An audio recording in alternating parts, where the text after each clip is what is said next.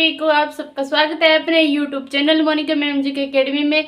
आज हम डिस्कस करेंगे हिंदी की दूसरी क्लास कारक टॉपिक पार्ट 2।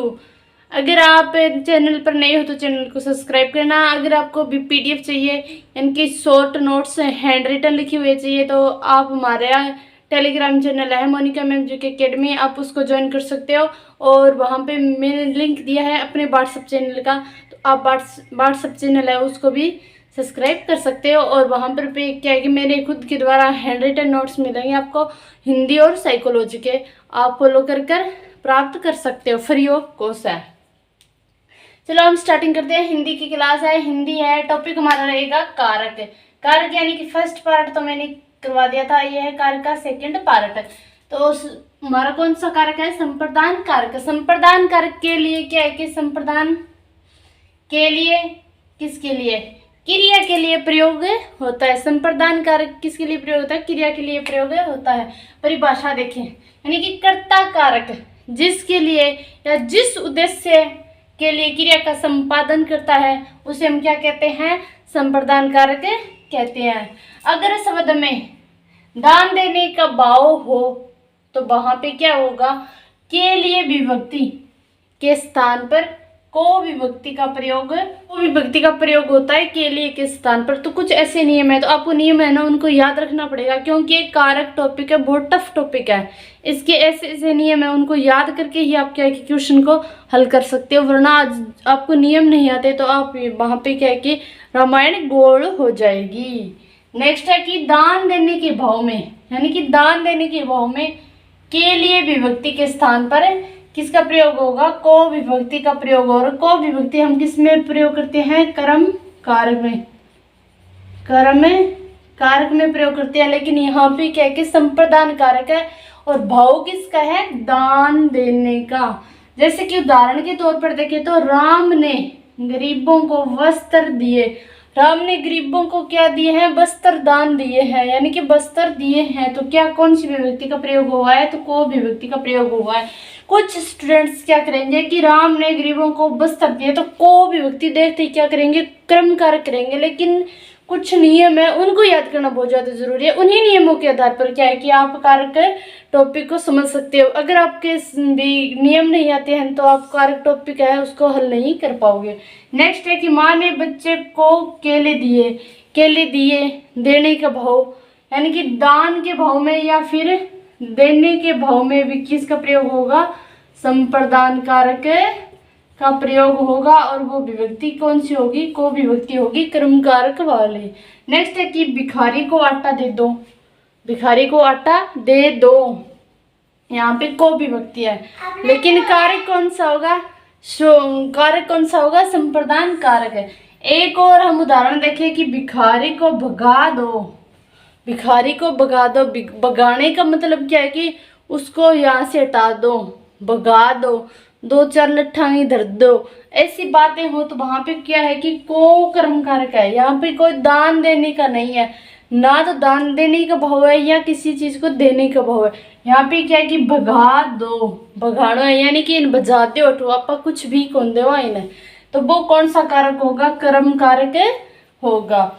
नेक्स्ट नियम है हमारा कि क्रियार्थक वाले वाक्यों में, यानी कि किसी काम को करने के लिए किसका प्रयोग किया जाता है? संप्रदान कारक का प्रयोग किया जाता है, यानी क्रियार्थक वाले वाक्यों में। जैसे कि पिताजी सोने के लिए जा रहे हैं। पिताजी क्या कर रहे हैं? सोने के लिए जा रहे हैं, यानी कि क्रिया कर रहे हैं। फिर है कि वे मेला देखने गए। देखने गए क्या हुई? क्रिया ही हुई। और नेक्स्ट हमारा उदाहरण है कि मैं खेलने के लिए जाता हूँ। यहाँ पे तो क्या कि के लिए प्रयोग होगा। पिताजी सोने के लिए जा रहे हैं, वे मेला देखने गए। ये सब ऐसे उदाहरण कहीं पर भी दिखे, और लेकिन क्या कि आपको नियम फॉलो करना बहुत ज्यादा जरूरी है। नेक्स्ट नियम हमारा कि किसी वस्तु को पूरी तरह से दे दी जाए तो वहां पे कौन सा होगा? संप्रदान कारक। अगर उसी वस्तु को पुण्य लेने का भाव हो, यानी कि पुण्य लेने का बोध हो, तो वहां पे कौन सा कारक होगा? कर्म कारक। जैसे कि रामू ने धोबी को वस्त्र दिए। रामू ने धोबी को वस्त्र धोने के लिए दिया है, लेकिन वह वापस भी लेगा। जैसे कि मैंने सविता को 500 रुपये दिए। मैंने सविता को 500 रुपये दे तो दिए हैं, लेकिन मैं वापस तो लूंगी, उसको हमेशा के लिए नहीं दे रही हूँ। तो वो क्या है कि क्रम कारक होगा वहां पे। नेक्स्ट रूल हमारा, रुचि के अर्थ में कौन सा कारक होता है? संप्रदान कारक। यानी कि कोई चीज किसी को पसंद हो तो वहां पे कौन सा कारक होगा? संप्रदान कारक होगा। जैसे उदाहरण के तौर पे देखें तो प्रवेश को खीर पसंद है। क्या है कि प्रवेश को खीर पसंद है। क्या पसंद है? खीर। नेक्स्ट रूल हमारा कि अभिवादन, कल्याण, दुआ, कामना, कहना या निवेदन के योग में हमेशा कौन सा कारक आता है? तो वो कौन सा है? संप्रदान कारक आता है। तो उदाहरण के तौर पर देखें हम कि गुरु को प्रणाम करो, यानी कि क्या है कि अभिवादन। कहते हैं कि नमस्ते, रुको बेटा एक, हाँ नमस्ते। हम क्या कहते हैं जब स्कूल में जाते हैं तो हमारे गुरुजी होते हैं, हम उनके कहते हैं जी नमस्ते जी, नमस्कार जी, ऐसे करते हैं। तो वो क्या है कि एक अभिवादन हो गया, मान सम्मान देते हैं हम। नेक्स्ट है कि बड़ों को नमस्कार करो। फिर है कि नेक्स्ट उदाहरण हमारा कि छात्रों का कल्याण हो। जहां पर भी अभिवादन हो, कल्याण की बात हो, दुआ हो, कामना हो, कहना हो, निवेदन हो, इस तरह के जो कहीं पर भी ऐसे वाक्य मिले तो वहां पे कौन सा होगा? संप्रदान कारक होगा। नेक्स्ट है हमारा अपादान कारक। अपादान कारक विभक्ति कौन सी होगी? से अलग, यानी कि से अलग। अपादान कारक से क्या है कि बहुत ज्यादा क्वेश्चन पूछे जाते हैं और अपादान कारक है वो बहुत ज्यादा मोस्ट इम्पोर्टेंट कारक है और इसके नियम है वो एक एक याद आपको रखने होंगे और इन्हीं नियमों से क्या है कि एक दो क्वेश्चन पूछ लिए जाते हैं। चलो हम परिभाषा करते हैं सबसे पहले, यानी कि अपादान कारक विभक्ति कौन सी आएगी? से अलग, यानी कि से अलग होने के बोध में कौन सा कारक होगा? तो वो होगा अपादान कारक।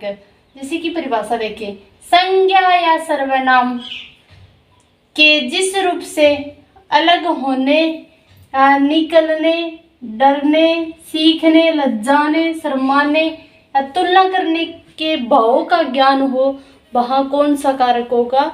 वहाँ अपादान कारक होगा। जैसे कि हम प्रेम, ईर्ष्या, घृणा और भय, ये शब्द कहीं पर भी वाक्य में आपको मिले तो वहाँ पे कौन सा कारक होगा? अपादान कारक होगा। चलो हम एक एक शब्द का एक एक उदाहरण देकर मैं आपको समझाऊंगी और नियम के साथ। जैसे कि से अलग होने के अर्थ में, यानी कि से अलग होने के अर्थ में हम देखते हैं कि उदाहरण कौन सा होगा? पेड़ से पत्ता गिरता है। पेड़ से पत्ता गिरता है तो पेड़ से क्या हुआ है? पत्ता अलग हुआ है, तो इसमें कौन सा कारक है? अपादान कारक है। फिर मेरा घर शहर से दूर है, यानी कि मेरा घर है वो कहाँ है? शहर से दूर है, तो क्या है कि अलग है, शहर के पास नहीं है। नेक्स्ट है कि सविता गंदगी से घृणा करती है, यानी कि घृणा शब्द है, तो कौन सा कारक होगा? अपादान कारक है। फिर है नेक्स्ट हमारा कि निकलने के अर्थ में, निकलने के अर्थ में, यानी कि गंगा है हिमालय से निकलती है। गंगा कहाँ से निकलती है? हिमालय से निकलती है। नेक्स्ट है हमारा कि डरने के अर्थ में, भी कौन सा वाक्य कि डरने के अर्थ में कौन सा कारक होगा? तो वो होगा अपादान कारक। जैसे कि बच्चा बिल्ली से डरता है, लड़कियां कॉकरोच से डरती है, बच्चा सांप से डरता है, लड़कियां कुत्तों से डरती है। तो ऐसे वाक्य कहीं पर हो तो भी डरने का बोध हो तो वहां पे कौन सी होगी? वहां पे होगा अपादान कारक है। नेक्स्ट है हमारा कि सीखने के अर्थ में, अगर हम कोई चीज सीख रहे हैं तो वहां पे कौन सा कारक होगा? अपादान कारक हो। यानी कि सविता है वो गुरु से नृत्य सीख रही है, तो सविता क्या कर रही है? गुरु से नृत्य सीख रही है, यानी कि सीख रही है। तो सीखना किसके अंतर्गत आएगा? वो आएगा अपादान कारक के अंतर्गत। फिर है कि छात्र अध्यापक से पढ़ता है, यानी कि छात्र वो किससे पढ़ता है? अध्यापक से पढ़ता है, तो इसमें कौन सा कारक है? वो भी अपादान कारक। नेक्स्ट है कि लज्जाने के अर्थ में, लज्जाने के अर्थ में या शर्माने के अर्थ में अपादान कारक है। तो उसका उदाहरण देखिए कि रिया अपने जीजा से शर्माती है। रिया किससे शर्माती है? रिया अपने जीजा से शर्माती है। फिर है कि बहू सासू से शर्माती है, बहू सासू से लज्जाती है, तो इसमें कौन सा कारक होगा? अपादान कारक। यानी कि लज्जाने या शर्माने के अर्थ में योग में कौन सा कारक होगा? तो वो होगा अपादान कारक। फिर दूरी के अर्थ में देखें तो क्या कि मेरा घर शहर से दूर है, यानी कि दूर है, से अलग है, यानी कि घर है वो क्या है? शहर से अलग है, तो इसमें कौन सा होगा? अपादान कारक। फिर क्रिया के प्रारंभ में कौन सा कारक होगा? अपादान कारक होगा। जैसे कि मैं कल घूमने जाऊंगा, इसमें क्या है कि मैं कल घूमने जाऊंगा। तो भाई ये है हमारा प्रधान कारक है। अगर स्क्रीनशॉट लेना चाहते हो तो आप स्क्रीनशॉट ले सकते हो। अगर आप इनके हैंड रिटन नोट्स देखना चाहते हो तो क्या है कि मेरा टेलीग्राम चैनल है मोनिका मैम जी के अकेडमी, आप उनको ज्वाइन करो। और उसी पर क्या है कि मैंने व्हाट्सएप चैनल है उसका लिंक डाल रखा है, उस लिंक पर आप चैनल को भी, व्हाट्सएप चैनल को भी क्या है कि आप सब्सक्राइब करो, क्योंकि टेलीग्राम चैनल है वो बैन होने वाला है और मेरा व्हाट्सएप चैनल है वो बनकर तैयार है। तो वहाँ पर क्या है कि आपको हैंड रिटन नोट्स यानी कि मेरे खुद के द्वारा बनाए हुए नोट्स आपको मिलेंगे हिंदी के कंप्लीट। नेक्स्ट है हमारा संबंध कारक। संबंध कारक के लिए विभक्ति कौन कौन सी प्रयोग होती है? तो होती है का, के, की, रा, रे, री, ना, ने, नी। संबंध कारक की परिभाषा देखिए, यानी कि संबंध कारक में क्या होता है कि एक व्यक्ति का संबंध या एक वस्तु का संबंध या एक पदार्थ का संबंध किसी दूसरे व्यक्ति, वस्तु और पदार्थ से होता है। तो देखिए परिभाषा, वाक्य के जिस पद से किसी व्यक्ति, वस्तु या पदार्थ का किसी दूसरे व्यक्ति, वस्तु, पदार्थ से संबंध प्रकट हो वहां कौन सा होगा? संबंध कारक होगा। उदाहरण के तौर पर देखिए तो राम की बहन रीना है, तो राम का संबंध किससे है? रीना से, क्योंकि रीना क्या है? उसकी बहन है। फिर यह श्याम की पुस्तक है, पुस्तक का किससे संबंध है? श्याम से, क्योंकि वो किसकी पुस्तक है? श्याम की है। नेक्स्ट कारक है हमारा अधिकरण कारक। अधिकरण कारक की विभक्ति कौन सी है? में और पर। परिभाषा देखिए, जहां बहुतों में से यानी कि बहुत सारे बच्चे हो या बहुत सारे पदार्थ हो या बहुत से लोग हो, उनमें से क्या है कि किसी एक को अच्छा या बुरा बताया जाए वहां पे कौन सा होगा? अधिकरण कारक होगा। तो परिभाषा तो मैंने आपको बता दिया, लेकिन उदाहरण देखें। देखिए कवियों में कालिदास श्रेष्ठ है, यानी कि कवि तो बहुत ज्यादा है लेकिन उनमें से क्या है कि कालिदास है वो सबसे ज्यादा श्रेष्ठ है। फिर कि लड़कियों में राधा तेज है, लड़की तो बहुत सारी है, कुछ बोलने वाली है, कुछ कम बोलने वाली है, कुछ अधिक बोलने वाली है, लेकिन राधा क्या है? सबसे तेज है। फिर लड़कों में श्याम समझदार है, लड़के तो बहुत है लेकिन उनमें से क्या है कि श्याम है समझदार है। तो ऐसे वाक्य कहीं पर भी हो तो वो कौन सा कारक होगा? हमारा अधिकरण कारक होगा। नेक्स्ट है नियम है हमारा कि समय अवधि को सूचित करने में भी किसका प्रयोग होता है? अधिकरण कारक का प्रयोग होता है। जैसे कि रीना 1 घंटे में खाना बना लेती है, रीना क्या कर लेती है? 1 घंटे के अंतर्गत क्या है कि खाना बना लेती है। फिर कि रोहन ने 4 दिन में अपना काम कर लिया, रोहन ने वो कितने दिन में, क्योंकि समय अवधि दिखा रहा है तो 4 दिन में अपना काम कर लिया। जैसे कि मोहन है वो 5 साल से अमेरिका में रह रहा है, कितने सालों से? 5 साल से। तो उसमें क्या है कि एक समय अवधि दिखाई गई, तो समय अवधि जहाँ कहीं पर भी वाक्य में हो तो वहां कौन सा कारक होगा? अधिकरण कारक होगा। नेक्स्ट उदाहरण है हमारा कि दीपक घर नहीं है, दीपक के घर नहीं है, ऐसे वाक्य भी हो तो वहां कौन सा होगा? अधिकरण कारक है, क्योंकि यहाँ पे क्या है कि ऐसे आना चाहिए था कि दीपक घर में नहीं है। तो यहाँ पे क्या है कि एक में विभक्ति का क्या है? यहाँ पे लोप हुआ है, लेकिन ये वाक्य किसका है? अधिकरण कारक का। तो कुछ वाक्यों में क्या है कि विभक्ति का लोप भी हो जाता है। नेक्स्ट है हमारा कि संबोधन कारक। संबोधन कारक की विभक्ति है हे, हरे। ये इतना तो इम्पोर्टेंट नहीं है, इससे क्वेश्चन बहुत कम पूछे जाते हैं लेकिन हमें पढ़ना तो होगा ही। ये परिभाषा देखिए कि सबसे पहले कि ये वाक्य के प्रारंभ में आते हैं, ये जैसे कि ऐसे इसका क्या है कि चिन्ह मार्क होता है, तो ये क्या है कि वाक्य के प्रारंभ में आते हैं। जैसे कि संज्ञा पद से किसी को पुकारने, सावधान करने या संबोधन करने का बोध हो तो वहां कौन सा होगा? संबोधन कारक होगा। जैसे कि उदाहरण के तौर पर देखिए कि हे ईश्वर मेरी जान बचाओ, यहाँ पे क्या है कि हे ईश्वर, इन्होंने क्या है कि भगवान को पुकारा, इस उस परमात्मा को इन्होंने पुकारा है, तो इसमें क्या है कि मेरी जान बचाओ, टिक मार के ये आ गया। फिर है कि हे प्रभु हम पर दया करो।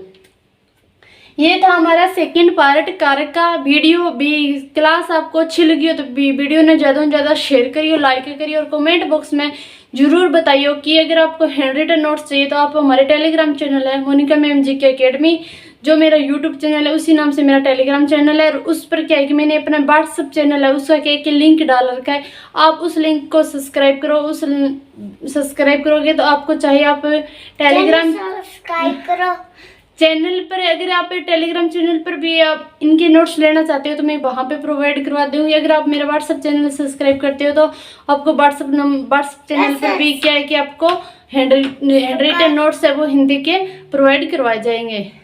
और चैनल को जरूर सब्सक्राइब करो, भी बेल आइकन को प्रेस करो। सभी को राधा स्वामी।